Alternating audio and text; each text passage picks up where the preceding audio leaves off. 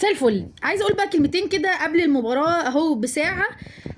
بسبب حوار الاخبار المتداوله، فريق انبي معرفش مين اتخانق مع مين ومعرفش مين فني جديد.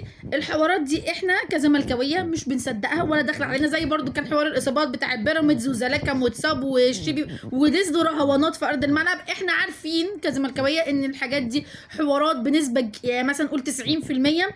بس انا كصناعه محتوى وبيجي لي اخبار، فبيبقى واجب عليا ان انا لما اي اخبار اعرفها اقولها. وانت كزملكاوي عندك دماغ وبتفكر، عارف ان الموضوع ده بنسبه كبيره مش بقى صح.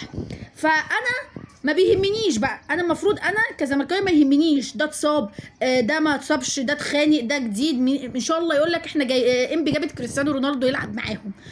فريق اللي عايز بطولة، الفريق اللي بيفكر في البطولة وهدفه على المكسب، ما بيفرقش معاه مين عمل ومين سوى ومين اي حاجة. فاحنا ان شاء الله احنا الحمد لله كابتن معتمد مقفل على اللعيبة تقفيل جامد، واللعيبه تنزل مركزه في الماتش، مش هاممها بقى ايه اللي حصل ولا مستهونه بالماتش ولا اي حاجه. بتلعب ماتش فاينل، اكيد بتلعب ماتش فاينل وماتش بطوله، وان شاء الله نشوف تركيز كويس. وادائهم في بيراميدز كان كويس، اداء في بيراميدز مش هنقول عدم الاستعجال على المنافس وعدم التسرع خلاك عرفت تخطف جون، ادى للمنافس اللي قصادك ثقه واريحيه. فلما بيراميدز فتحت المساحات عرفت انت تخطف جون.